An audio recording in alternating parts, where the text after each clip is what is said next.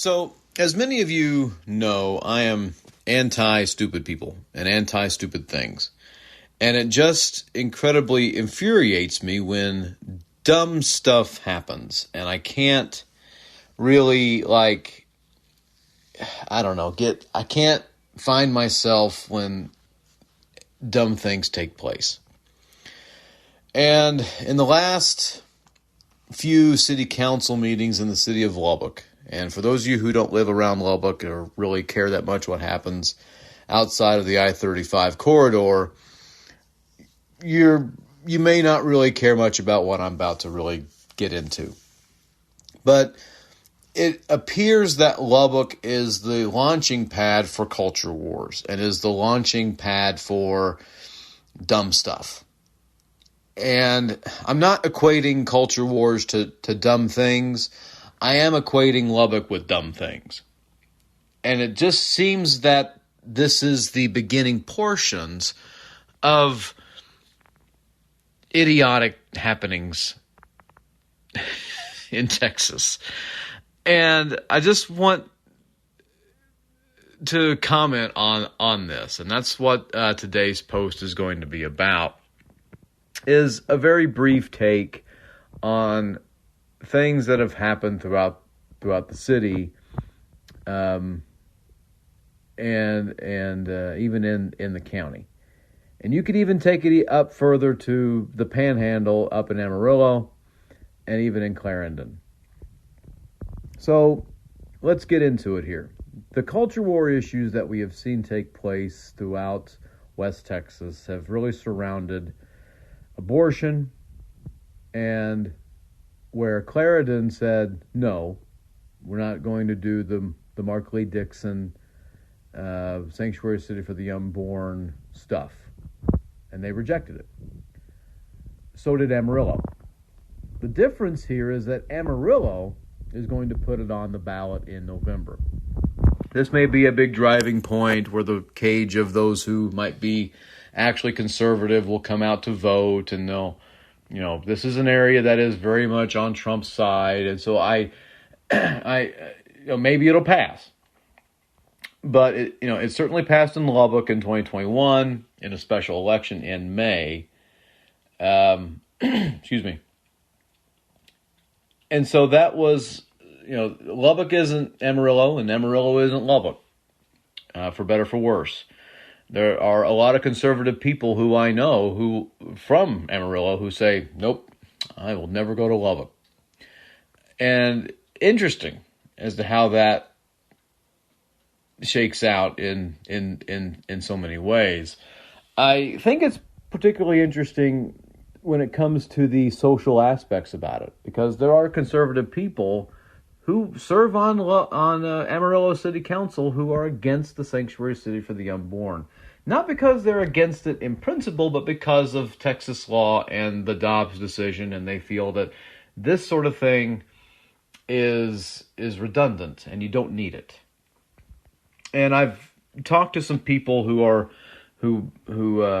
in West Texas for life, and they've admitted that there are redundancies. I've got those on record. That said, here we are in Lubbock about to do something silly yet again. And it's not even the county or even our state lawmakers who are saying things like this. This is the Lubbock City Council. And it's just frustrating on so many levels that you let the 10-year-old drive the Mack truck. This is what happens when you let teenagers in charge of things. All right? And I'm going to be a bit degrading here. I am. Because they deserve it. When you do something stupid, you deserve to be punished. You deserve the stick. And you deserve to be eye-rolled whenever you walk into a room. And so, with the election of a new mayor, who wanted to do things, and I've got it on the podcast. You can go back and you can look at that episode where he says, I want to do things for the average Lubbockite, for the average citizen. The average citizen likes to go to First Friday Art Trail. Now, for those of you who may not be familiar with this, one of the big attractions for Lubbock is this area in North Lubbock, in the northern part of the city. There's the Louise Hopkins Underwood Center for the Arts, or what's often referred to as LUCA. It's spelled LHUCA, pronounced Luca. And LUCA is the site where there is a lot of creativity, throughout the city, and local artists and even Texas artists will put their art on display for people to come see, for people to come buy. And then there's food trucks out there, and people can, spend an hour, 2 hours, just simply, buying food, walking around, enjoying the atmosphere, listening to music. It's a really fun time. It really is. I don't go to many of them because that's not my thing. Okay, there are times where I will go. My wife and I will go down to the First Friday Art Trail, and we haven't been in a while, but we like to go. It's fun. It's a fun atmosphere. My wife likes to buy art. She has a great taste for it. She has a great taste for decorating, and she has a good eye for these things. And if she sees something that is going to be very helpful to our home, she's going to buy it, especially if it's a local artist. So that said, when we go to these things, more often than not, we're taking something home, and that's going to look great in our home. And it's a popular event. It really is.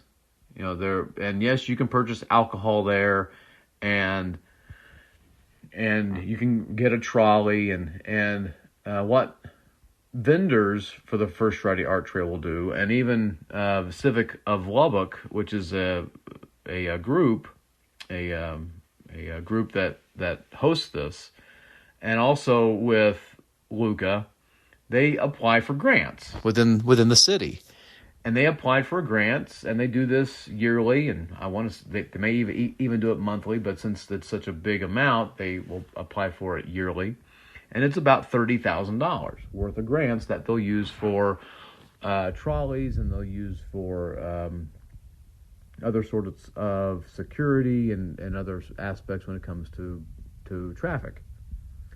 Well, it's not really that big of a deal. It isn't. To the average everyday Lubbockite, it's no big deal. But it is a big deal if you're a culture warrior.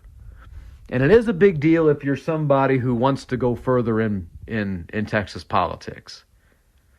So it is a big deal to new City Council member David Glasheen.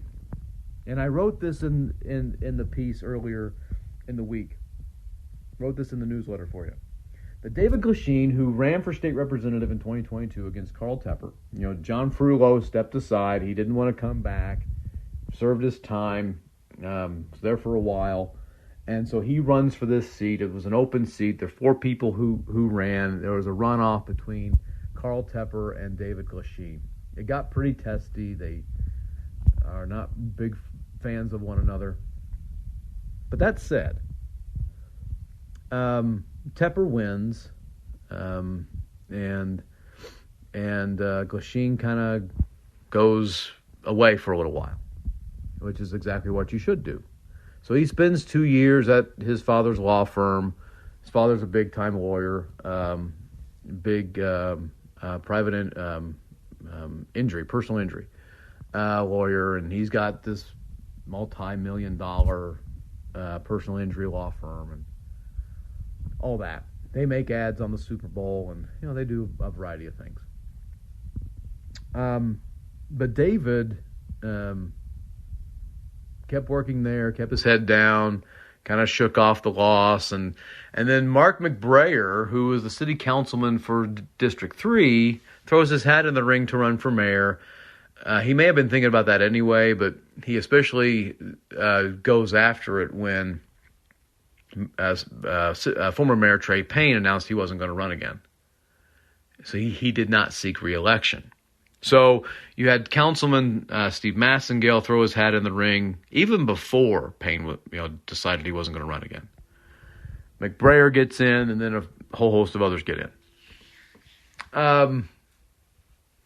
There's a runoff. McBrayer's going to win, but because of that, Glasheen's going to run for city council, and nobody files to run against him. Same thing happened to McBrayer, by the way. When McBrayer ran for city council, nobody filed against him. Lots of rumor and innuendo about who would, but nobody did. So he just walks into the seat. He's going to run for mayor. That seat's now open. Glasheen's going to get in. He just walks right into the seat. Same thing that happened to Tim Collins. Same thing that happened to Braden Rose. Nobody challenged them. Okay. So now we have a brand new council. Okay, we have a brand new council. And the only ones who are senior members of that council are Christy Martinez Garcia and Dr. Jennifer Wilson. They are the quote-unquote senior members who've only been there for half a term. So we got a whole new set of leaders here. Whole new breed of leaders, too, by the way. Because if Latrell Joy was still on the city council, if Massengale was on the city council,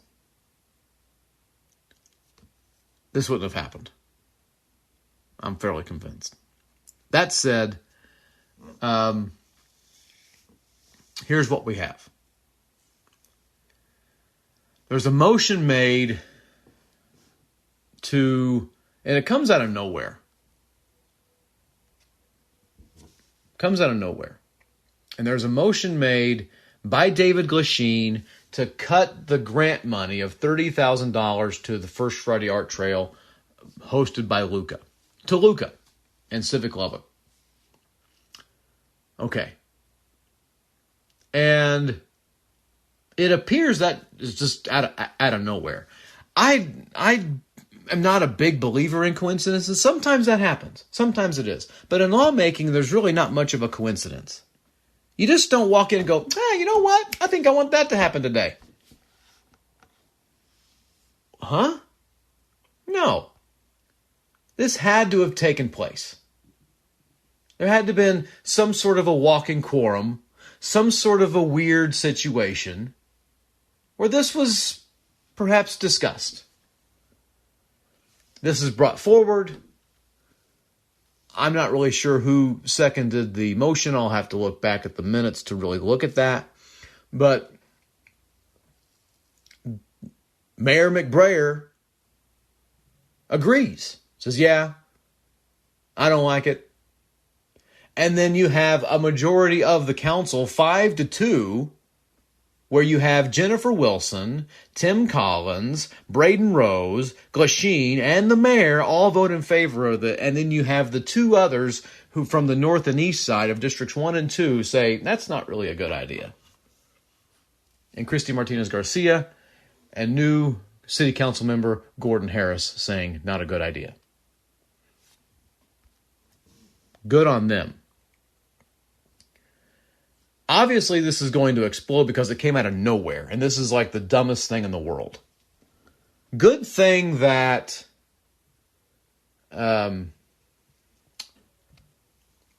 for KTTZ Brad Burt to be there to actually report on this, and for KCBD, KMAC and KLBK also report on it. But good on those two for being there and for mentioning this. Brad Burt does a really good job of reporting on site. He'll tweet about it. Well, I guess it's not post about it. And give updates as to what's taking place. This apparently came out of nowhere because if it did, Luca would have been there, City of Lubbock would have been there. No one was given a heads up.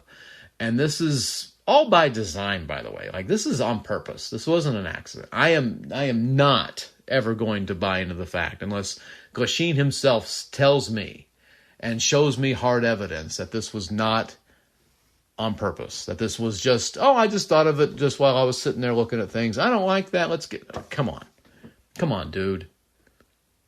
He knows his audience. This is a very good political opportunity for him. He knows that there are people inside of his political circles who don't like this sort of thing, who like it when culture war stuff comes up, and they want this to happen.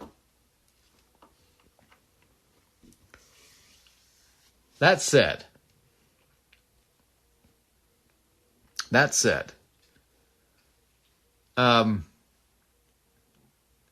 Councilwoman Jennifer Wilson, who,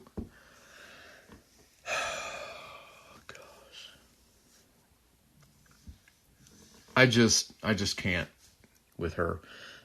This is from her Facebook post. I'm not Facebook friends with her. She has a public profile. This is from her public profile page. And this is what she has said here. This is straight from her post from a day ago. A day from when I'm making this recording.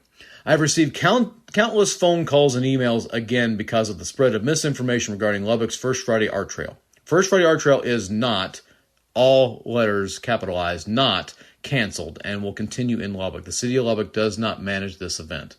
My opinion on this matter is clear. I do not support taxpayer dollars funding drag shows that expose children to sexually explicit performances. I support the Constitution, which means the LGBTQ community's constitutional right to have drag shows and First Friday Art Trail's right to continue hosting these events as long as they aren't funded by public funds.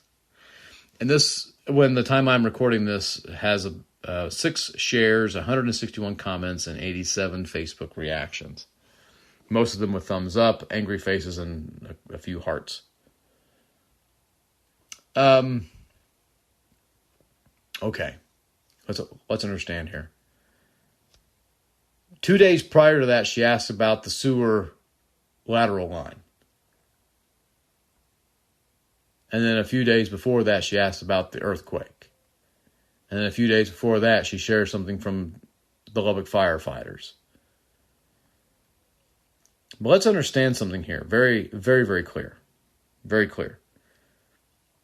This is nonsense. This whole action is complete and utter nonsense. This is stupid stuff. I am anti-stupid stuff.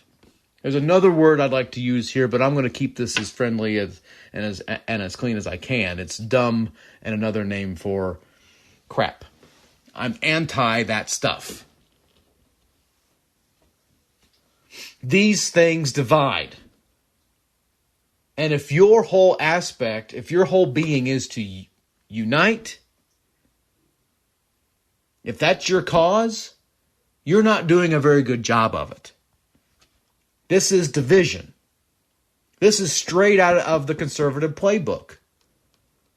Straight out of the extreme conservative playbook. We have a crime rate in this city that continues to rise. You know, this sewer lateral line is legit. Like, this is a big deal. And yours truly served on that ad hoc committee that dealt with this thing. And it also looks like they're not even going to hear our suggestion and is just going to just kind of sideways it. And that's frustrating. Then why'd you put us together? I know the answer to that. I've talked about that. It's just convenient. Okay? The Broadway issue in this city, which, again, for those of you who don't live in Lubbock, you're like, what the heck are you talking about when it comes to Broadway? There's an avenue of Broadway where it's just completely brick. You drive on it, you can, you're bobbing up and down like you're on some sort of a weird ride. It is awful. And that has been a perpetual issue for a very long time. You want to piss somebody off in Lubbock, you talk to them about Broadway. You know. And then, we got all these big issues, but you know what? You know what we really need to focus on? That's right. First Friday art trail, and next is the libraries. Yep. Those are the big issues of the day, folks. That's the big, we got to deal with this whole drag show thing. You know what? Since we don't have any public pools in Lubbock anymore, it's a good thing too, because I'm very concerned about this sexual, what you call it? Sexually explicit performances in front of children. Well, you know what? I would hate for a 7-year-old to go to a public pool and see a grown woman in a bikini. I'd hate for that preteen, for that teen, to have so many sexual thoughts about that person in the bikini. Oh my gosh. Could you imagine if we had a public pool who could see that? The imagery. Oh, the imagery. I would hate for a 12-year-old to have access, or a 13, 14, 15, 7, 16-year-old have access to the internet where they could see these sorts of things. I would hate for this to happen. Oh, think of the children. I would hate for a 10-year-old to listen to a Donald Trump rally and hear the awful things that comes out of his mouth. Oh, think of the children. Don't give me this. Don't give me this. There are bigger issues for this city to address than this. You are an elected official. You are not a preacher. You are not my parent. You are not someone of authority to tell me how to live my life in this manner. You want to deal with roads? Fantastic. I'll even let you deal with speed limits. Let's talk about public education. Let's talk about Broadway. Let's talk about the sewer lateral line. Let's deal with the loose dog issue. Let's deal with the crime rate in this place. Let's talk about the employment issues in this city.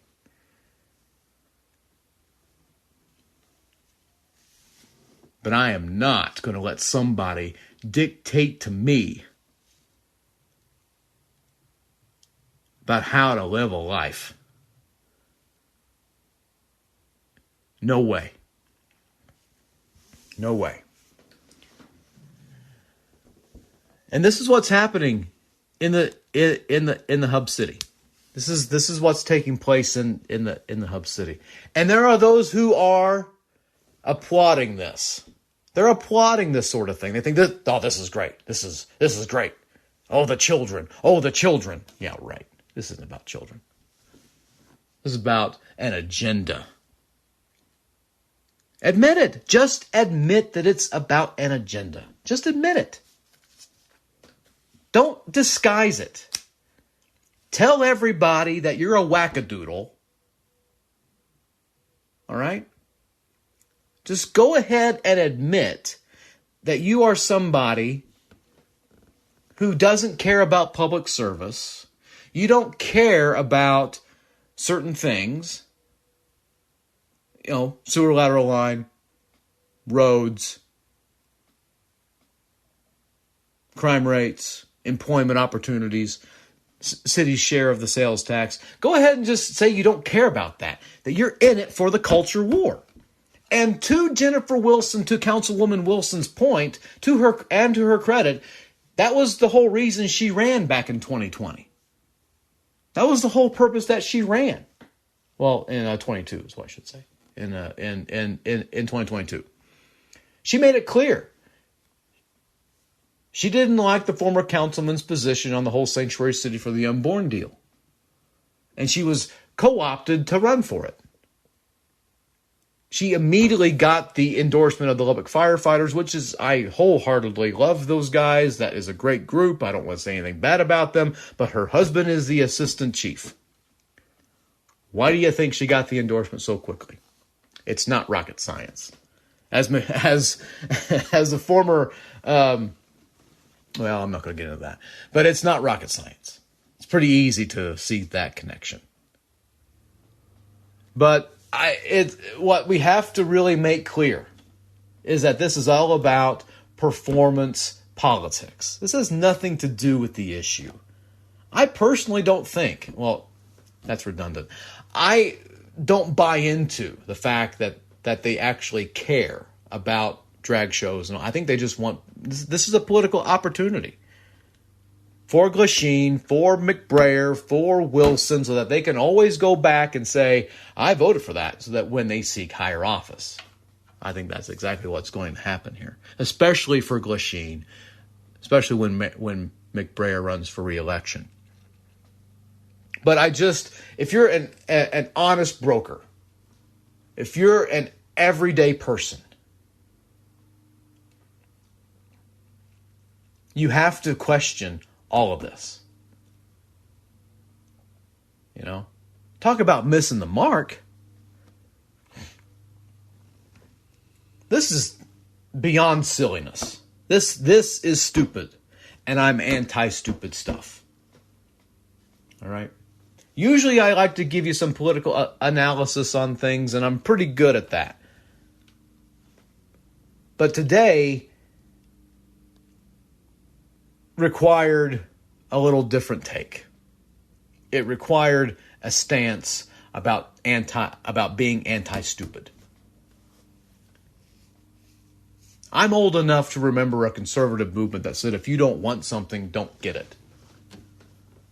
And now it's the conservative movement that wants to ban something that they don't want. They want to take away funding for it. They want to defund things. The conservative movement that has happened in the last 10 years, the Tea Party getting into MAGA, this fascist movement is definitely taking hold in city politics. All right, that's enough. Appreciate you listening to The Outsider today, and I'll be back again next time. Thank you very much.